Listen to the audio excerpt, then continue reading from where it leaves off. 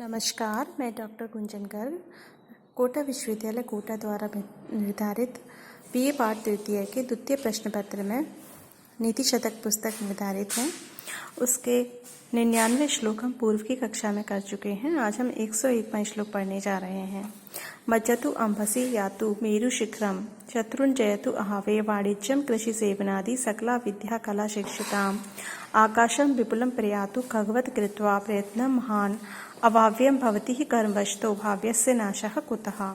मज्जतु अंबसी, जल में स्नान करो, या तो मेरु शिखरम अथवा पर्वत की चोटी को प्राप्त करो, शत्रुंजयतु अहावे, युद्ध में शत्रु को जीतो, वाणिज्यम कृषि सेवनादि, व्यापार कृषि सेवा आदि, सकला विद्या कला शिक्षितम, संपूर्ण विद्याओं को अथवा कलाओं को सीखो, आकाशम विपुलम प्रयातु, विशाल आकाश को प्राप्त करो, खगवत पक्षी के समान कृत्वा करके, प्रयत्न महान प्रयत्न करके, अर्थात पक्षी के समान महान प्रयत्न करके विशाल आकाश को प्राप्त करो।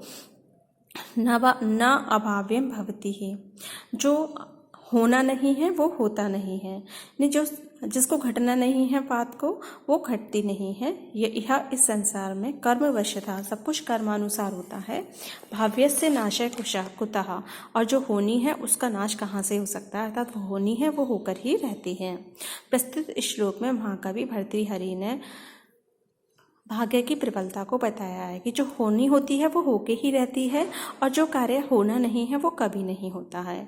एक बार पुनः जल में स्नान करें, या पहाड़ की चोटी को प्राप्त करें, या शत्रु को युद्ध में जीतें, या व्यापार कृषि सेवा आदि संपूर्ण विद्याओं कलाओं को सीखें, या पक्षी के समान महान प्रयत्न करके विशाल आकाश को प्राप्त करें। लेकिन जो नहीं होना है वो कर्मानुसार नहीं होता, और जो होना है उसका विनाश कहाँ से हो सकता है, अर्थात वो घट के ही रहता है। यहाँ पर शार्दुल विक्रीडितम छंद का प्रयोग है। मज्जतु प्लस अंभसि यण संधि का प्रयोग किया गया है। भवति प्लस यह दीर्घ संधि है। यहाँ कृत्वा में क्री धातु से त्व प्रत्यय का प्रयोग किया गया है। अगला श्लोक है भीमं वनं भवति तस्य पुरं प्रधानं सर्वे जनाः सुजन्ताम् उपयान्ति तस्य कृष्णा च भूर्भवति सन्निधि रत्नपूर्णा यस्य अस्ति पूर्व सुकृतं विपुलं नरस्य। प्रस्तुत श्लोक में महाकवि भर्तृहरि पुण्य कर्मों की महिमा को बताते हुए कह रहे हैं, भयंकर वन हो, भयंकर जो वन है भवति हो जाता है, तस्य पुरम प्रधानम, उसके लिए उसका प्रधान दुर्ग हो जाता है। यानी जिसके पास पुण्य होते हैं उसके लिए भयंकर वन भी एक उसके लिए दुर्ग हो जाता है। सर्वे जनाः सुजन्ताम उपयान्ति तस्य, और सभी लोग उसके सगे हो जाते हैं। कृष्णाचा भूर्भवति सन्निधि रत्नपूर्णा, और जो संपूर्ण पृथ्वी है वो रत्नों से परिपूर्ण संपन्न हो जाती है। यस्य अस्ति पूर्व सुकृतम, जिसके पास पहले की पुण्य है, विपुलम विशाल पुण्य है, नरस्य मनुष्य के पास, कि जिस मनुष्य के पास पूर्व जन्म में किए गए पुण्य होते हैं उसके लिए भयंकर वन भी उसका दुर्ग हो जाता है, महल हो जाता है।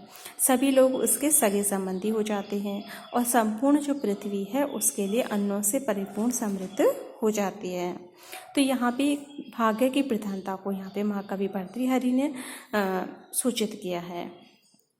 इसके साथ साथ ये भी कहा है कि जो कर्म है अच्छे करने चाहिए जिससे पुण्य प्राप्त हो और हमारा अगला जन्म सुधरे। यस्य प्लस अस्ति दीर्घ संधि का प्रयोग किया गया है। वसंत का छंद है यहाँ।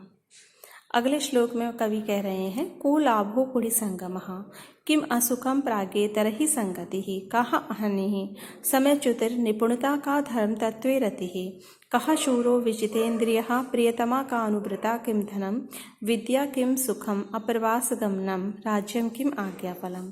को लाभा, लाभ क्या है, गुण संगम, गुड़ियों का संगम, गुड़ियों की संगति ही लाभ है।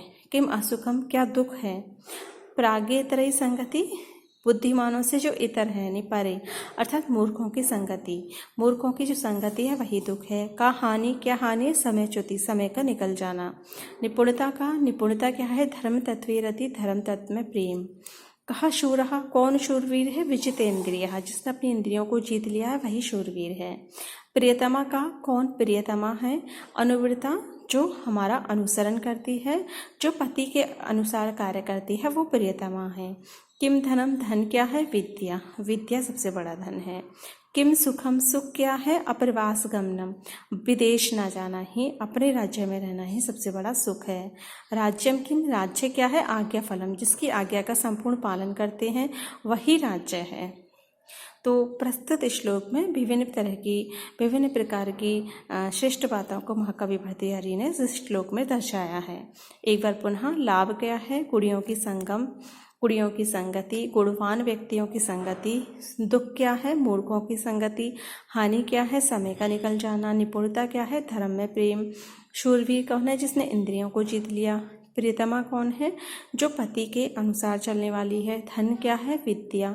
सुख क्या है? विदेश न जाना। राज्य क्या है? जिसकी आज्ञा का सर्वत्र पालन किया जाए। यहाँ शार्दुल विगणितम छंद का प्रयोग किया गया है। अनुप्रास की छटा हम यहाँ सर्वत्र देख सकते हैं। को, का, प्राग्ञत्रय में प्राग्ञ प्लस इतर ही गुण संधि का प्रयोग किया है। संगति में सम उपसर्ग गम धातु से 3 प्रत्यय का प्रयोग है। विजितेंद्रिय में विजित प्लस इंद्रिय, यहाँ भी गुण संधि का प्रयोग किया गया है। अगला श्लोक है, मालती कुसुमस्य द्वे गति मनस्विनः मूर्धनि सर्वस्य लोकस्य शीर्यते वनेपा। मालती फूल के समान 2 गतियाँ होती हैं मनस्विन यानी स्वाभिमानी व्यक्तियों की। जैसे मालती का जो फूल होता है उसके समान स्वाभिमानी व्यक्तियों की 2 प्रकार की गतियाँ होती हैं। मूर्धनि सर्वस्य लोकस्य शीर्यते वनेपा, या तो वो संपूर्ण संसार के सिर पर सुशोभित होते हैं या वन में ही नष्ट हो जाते हैं।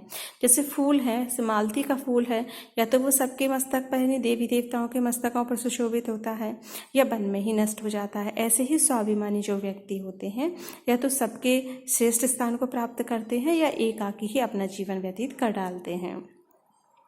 अनुष्टुप छंद का यहाँ प्रयोग किया गया है। एक बार पुनः, मालती पुष्प के समान स्वाभिमानी व्यक्तियों की 2 गतियाँ होती हैं, या तो वो संपूर्ण संसार के मस्तक पर सुशोभित होते हैं या वन में ही एकाकी नष्ट हो जाते हैं।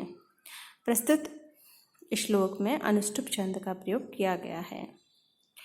कुसुम स्थगस्य प्लस इव गुण संधि है, यहाँ उपमालंकार का प्रयोग है। अप्रिय वचन, अगला श्लोक है, अप्रिय वचन दरिद्र ही, प्रिय वचन धनाढ्य ही, स्वदार परितुष्ट ही, पर परिवाद निवृत्त ही, क्वचित क्वचिन मंडिता वसुधा। अप्रिय वचन दरिद्र ही, अप्रिय वचन यानी कटु वचनों से जो दरिद्र है अर्थात प्रिय वचन।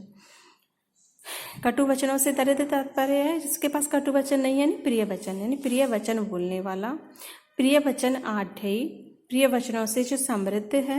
स्वदार परितुष्टयी, अपनी पत्नी से जो संतुष्ट है। पर परिवाद निवृत्त, जो दूसरों की निंदा से रहित है, दूसरों की निंदा नहीं करता है। क्वचित क्वचिन मंडिता वसुधा, पृथ्वी ऐसे लोग कहीं कहीं ऐसे लोगों से सुशोभित होती है। जो प्रिय वचन बोलने वाला है, जो प्रिय वचनों से समृद्ध है, अपनी पत्नी से संतुष्ट है, दूसरों की निंदा से दूर है, ऐसे व्यक्तियों से कहीं कहीं पृथ्वी सुशोभित होती है। आर्य छंद का यहाँ प्रयोग किया गया है।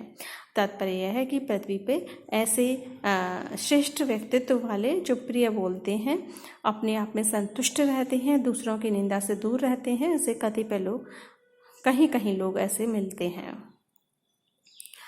आज की कक्षा में हम इतना ही पढ़ेंगे। धन्यवाद।